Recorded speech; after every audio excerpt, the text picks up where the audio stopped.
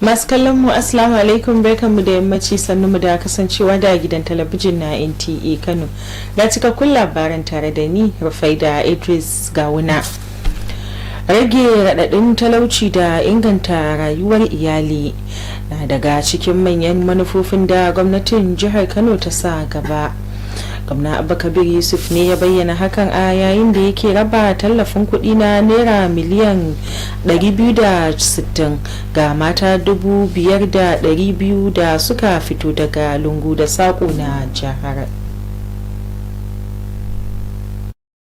Asamawa Abdullahi mata aure ce kuma uwa daga yankin karamar hukumar Karaye. Tana sana'ar ɗinki tare da sayar da kayayyakin bukatun gida domin tallafawa iyalinta.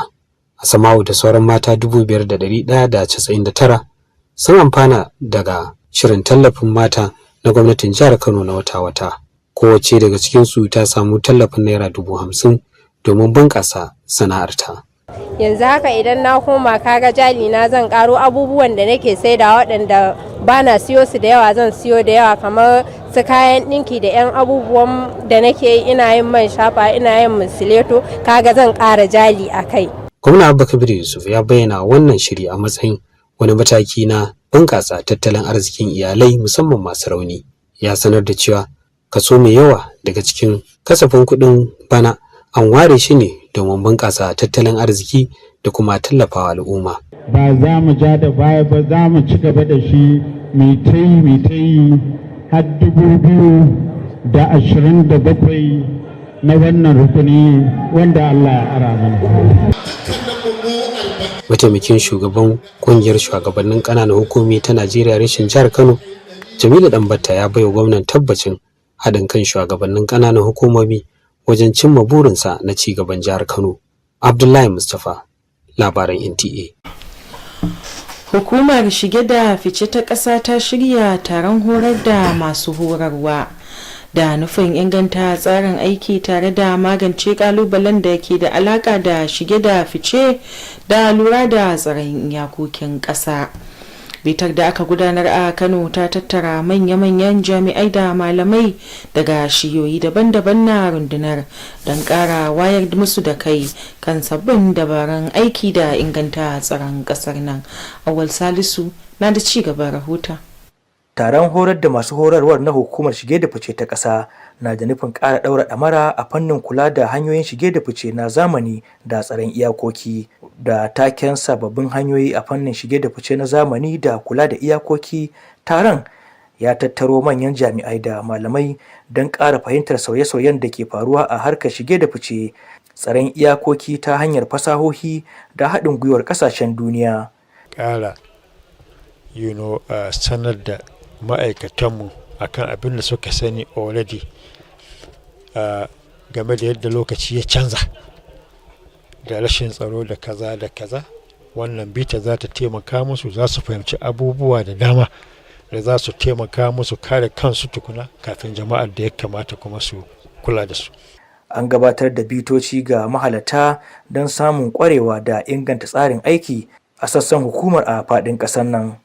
An bayyana muhimmancin samar da bayanan sirri, haɗin gwiwar hukumomi da kula da haƙƙin ɗan adam a harkar shige da fice cikin tsarin da ya dace da ƙa'idojin duniya.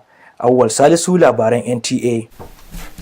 Hukumar kashe gobara ta jihar Kano ta samu nasarar kashe gobara a manyan wurare guda 3 a ranar Talata a cikin ƙwaryar birnin Kano.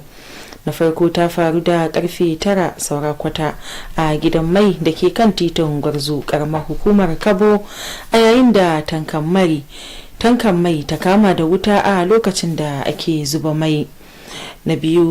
Na biyunsu kuma ya afku ne a unguwar Ninkebe, karamar hukumar Ungwaggo, inda ya shafi tankar mai a yayin da ake zuba mai. Na ukunsu ta faru ne da misalin karfe 11:17 na dare a unguwar Kwandila da ke karamar hukumar Tarauni, inda ya shafi wasu gidaje guda biyu. A yayin da yake tsokaci akan faruwar al'amarin, daraktan hukumar kashe gobara ta jihar Kano Alhaji Sani Anas ya yi kira ga ma'aikatan gidajen mai da direbobin tanka da su rika bin dokoki ko shawarwarin shawarwarin samun kariya daga tashin gobara. Sannan ya bada wasu lambobi na hukumar domin neman agajin gaggawa da suka hada da 08108888878 ko kuma 08026026400. A yayin da ake gasar samar da kayan kyale-kyale na zamani a zamanance, sakar gargajiya na ci gaba da samar da hanyoyin dogaro da kai musamman ma ga matsakaita da ƙananan 'yan kasuwa. Aminu Umar na da ci gaba rahoton. Masu barin hali kishin kai yawan su al'adance kowane gida a ƙasar Hausa yana da sana'ar da ya gada daga kakanni da ta samu asali tun zamanin da ba a sayayya da kuɗi. Ko da yake sakamakon juyawar zamani wasu sana'o'in ana musu kallon sun tsufa sakamakon fahimta ko rashin fahimtar mutane game da al'ada. Saƙa dai na ɗaya daga cikin tsofaffin sana'o'in zamanin kakanni, kuma duk da sauye-sauyen da aka samu, Sabiu Ibrahim Kunya bai ƙasa a gwiwa ba wajen rungumar sana'ar da ya gada daga iyayensa. Da inda za ka ga sha'auka ficin da ka samu kuɗi ba, ko ba haka ba, to kuma alhamdulillah kana gida ka zo ka sana'a ka samu kuɗi, ko ba haka ba. Sannan kuma alhamdulillah gaskiya dai yawanci iyayena su suka taho suna haska nuna mini ma na iya, ko ba sana'a da in ba ita ba. Sabiu ya ci gaba da bayyana cewa sana'ar tana da ma'ana sosai a gare shi, domin kuwa yana samun ciniki daga gidajen sarauta da ma wasu masu hannu da shuni. Aminu Umar a labaran NTA. Yanzu kuma sai kanin labaran kasuwanci.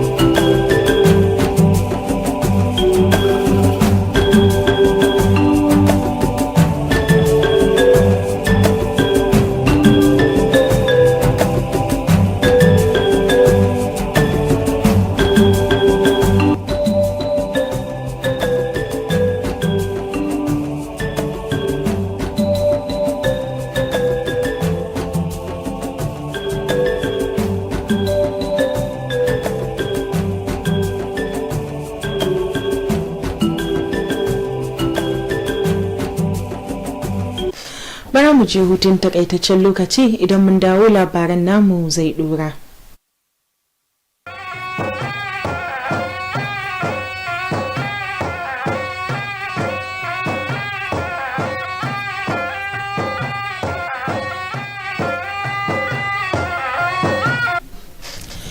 Yayin da ya rage 'yan awanni a fafata wasa tsakanin Najeriya da Morocco a gasar cin kofin kwallon kafa na nahiyar Afirka, masu sha'awar kwallon kafa a Kano sun bayyana fatansu na samun nasarar kungiyar Super Eagles a wasan kusa da na ƙarshe. Sun bayyana fatan nasu ne a tattaunawarsu da wakiliyarmu Aisha Kora. Najeriya tim ɗinta shine tim ɗin da ya fi kowane tim kyau a wannan tournament ɗin da ake. Ita kuma Morocco a gida take, akwai abin da ake kira home advantage. In kai magana akan home advantage ana magana akan pitch, fili da kuma 'yan kallo. Kwallon za a buga ta gaske, to Najeriya za ta ci Morocco. Nasarori da suka fara ɗauka tun daga matakin group stage har suka zo na knockout, gashi za su buga semi final. Ni ko ɗarba na yi, domin idan ka kula za a ga cewar inda Najeriya suna kaiwa da kwallo ɗaya ko biyu da ɗaya da kyar, yanzu za a ga cewar duk waɗanda suka samu za ga sai ga kwallo 2 ba ko 1 3 ba ko 1 4 ma ba ko 1. To wannan alama kuma idan ka duba yanayin jadawalin gasar da wuya ka ga waɗanda suka zira kwalakwalai kamar wanda Najeriya suka zira. A gaskiya dai yanda kungiyar mu ta kwallon kafa ta Najeriya suke buga bol muna da ƙarfin gwiwa za mu iya cin kofuna saboda yanayin yanda muke buga bol da yanda muka fara mun fito da maki mai kyau sannan kuma muna sa rai za mu ci wannan gasar saboda muna da manyan 'yan wasa da suke iya buga bol ba ruwansu a gida ne ko a waje ne saboda sun riga sun saba. Yanzu kuma sai labaran wasanni. Lukman ya zama zakaran jefa kwallaye a gasar cin kofin kasashen Afirka.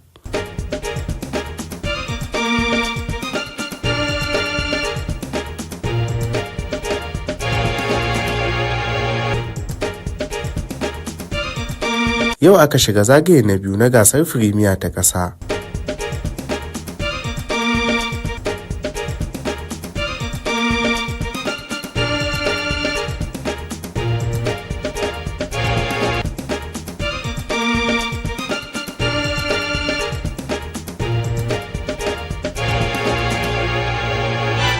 Nta Kano ta samu nasara a karon farko duk da jinkirin ruwan sama da aka samu.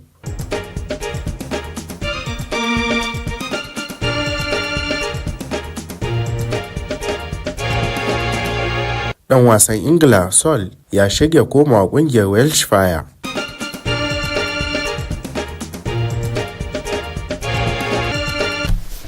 Domin sanin yadda hasashen masana yanayi ka iya kasancewa a gobe Alhamis ga wannan.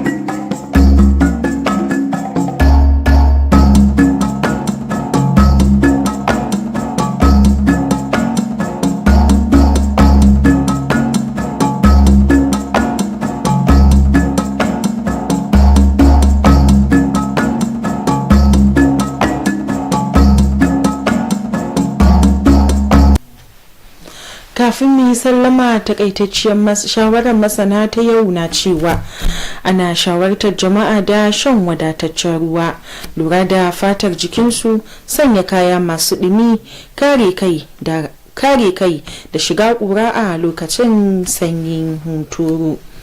Da wannan muka kawo ƙarshen labaran namu na yau, nake cewa mu kwana lafiya.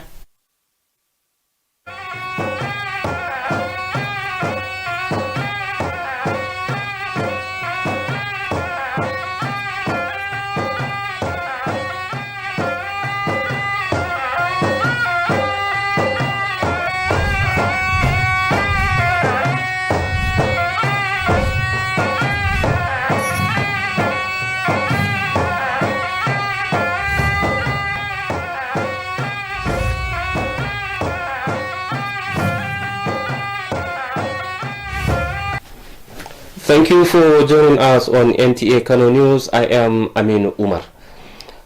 Poverty alleviation and the promotion of family economic stability remain key objectives of the Kano State Government's Women Economic Empowerment Program. Governor Abba Kabir Yusuf stated this during the disbursement of 260 million naira to 5,200 women drawn from the 44 local government areas of the state. Abdullah Mustafa reports. Asma Abdullahi is a housewife and mother of 2 from Karai local government area. She is a fashion designer who also trades in basic household items to support her family. Asma, alongside 5,199 other women, benefited from the Kano State Government's monthly economic empowerment program. Each beneficiary received 50,000 naira to boost home-based income-generating activities.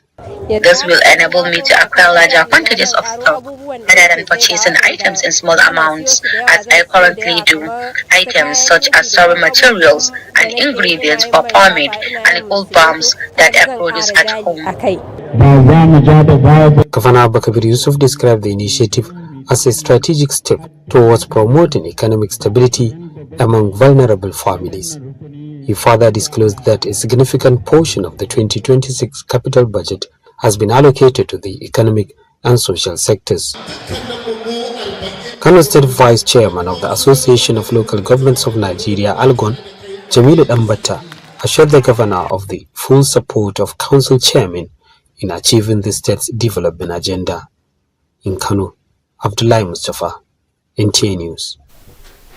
And now the Nigeria Immigration Service has organized a train-the-trainer retreat aimed at enhancing the capacity of its personnel in handling emerging challenges related to migration and border management. The exercise in Kano brought together senior officers and instructors from various commands to equip them with up-to-date knowledge and practical skills needed for effective service delivery and national security. Awal Salisu reports. The Train the Trainers retreat by the Nigerian Immigration Service marks a strategic step towards strengthening Nigeria's capacity in managing modern migration trends and securing its borders. With the theme Emerging Trends in Modern Migration and Border Management, the program brought together senior officers and trainers to deepen their understanding of evolving migration patterns, technology-driven border control systems, and international cooperation mechanisms. Nigeria Immigration Service has already transformed into an agile and resilient service that meets the demands of border policing in all our operational areas. So the training is apt, and I'm sure it will benefit a lot of them. Next generation of immigration officers should be well trained, well motivated, well inspired. The immigration is all in all in terms of security architecture. They focus on making sure they have a well-trained immigration service, making sure that those immigration officers who are also managing and policing the borders are also trained. Participants engage in technical sessions and interactive workshops aimed at equipping them with the knowledge and tools required to cascade modern practices across commands nationwide. The retreat also emphasized intelligence sharing, inter-agency collaboration, and a right-based approach to migration in line with global standards. In Kano, Awal Salisu, NTA News. Now, Kano State Fire Service has confirmed that it responded to 3 major fire incidents within a 3-hour period on Tuesday, successfully preventing the fires from escalating. The first incident occurred at about 8:45 p.m. at a filling station along Gorzo Road in Kabo local government area, where a petrol tanker caught fire while offloading fuel. The tanker was completely destroyed, but firefighters promptly contained the blaze, preventing further damage. A second fire was recorded at another filling station in Riminkebe in Ngogo local government area. The incident, which also involved petrol tanker during offloading, was quickly brought under control by firefighters, although parts of the tanker and some tricycles were damaged. The swift response prevented the fire from spreading. The third incident occurred at about 11:17 p.m. at Kundila quarters in Taroni local government area, where a section of 2-story residential building was affected by fire, and firefighters were able to save the remaining parts of the building through timely intervention. Reacting to the incident, the director of the Kano State Fire Service, Sani Anas, urged filling stations operators and tanker drivers to strictly observe safety measures. He also advised the public to report fire emergencies promptly through the service's emergency lines on 081 0788 8878 or 070 2602 6400. Now, in an era dominated by mass production of fast fashion, a traditional Hausa weaving is defying the odds, sustaining a livelihood through a time-honored craft. In this week's business report, correspondent reports that despite rising cost and stiff competition from factory-made goods, the artisan continues to earn a living in showcasing resilience, creativity, and the enduring value of handmade products. Traditionally, every Hausa home has an ancestral trade which dated back to the time when money was not the means of exchange. However, owing to dynamism of time, some trades have long become obsolete as a result of perception or misperception of the people about the culture. Weaving is one of the olden day trades, and despite the changes, Sabiu Ibrahim Kunya refused to allow modernization to cross on his way to succeeding his parents in the trade of traditional weaving. It makes me to get money, to do everything in my life. That is why I stand to do my business. Sabiu further explained that the trade means a lot to him as he receives patronage from royal houses and the well-to-do individuals. In Kano, Aminu Umar, NTA News. And now, updates from the business cycle.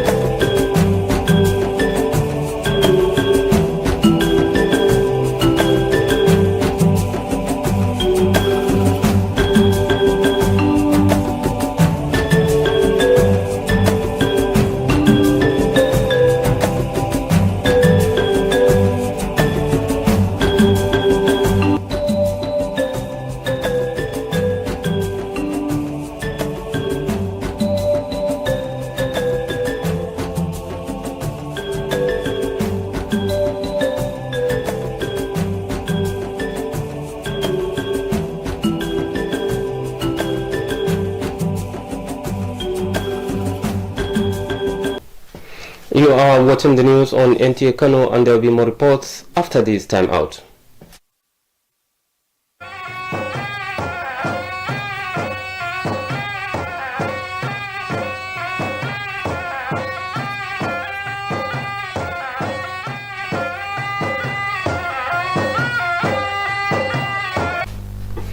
Now, a few moments to the all-important encounter between Nigeria and Morocco in the ongoing Africa Cup of Nations. Football enthusiasts in Kano expressed their optimism while speaking with Aisha Kura about the Super Eagles' victory in the semi-final. Honestly speaking, tomorrow match is the final because Nigeria has a strong team, while Morocco has a home advantage. And what you call home advantage, because they are going to play in Morocco. You know that if you are playing home, there must be almost 35% of the home advantage because of the fans and the pitch of play. Nigeria has a strong team. I believe Nigeria will win tomorrow. If the match is played fairly, Nigeria will defeat Morocco due to the strong performances and victories they have recorded since the early stages of the competition. I am not worried at all because I believe Nigeria will win. Looking at the analysis of the games, it is clear that very few teams have scored as many goals as Nigeria.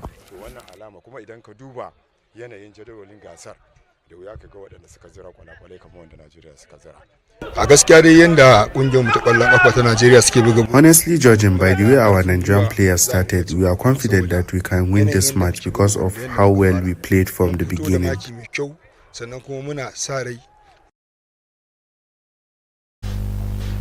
We'll now take a look at tomorrow's weather forecast in Kano and some selected cities.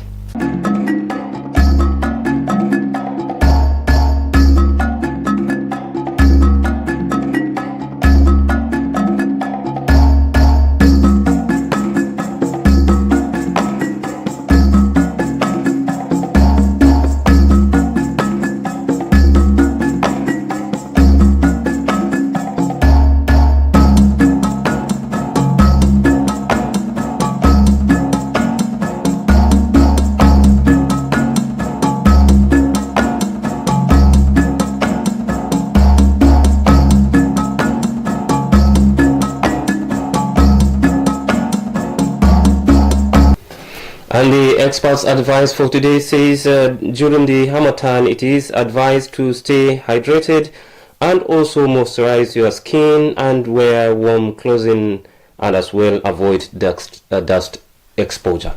And that was the news. Thank you for watching. I am Aminu Umar.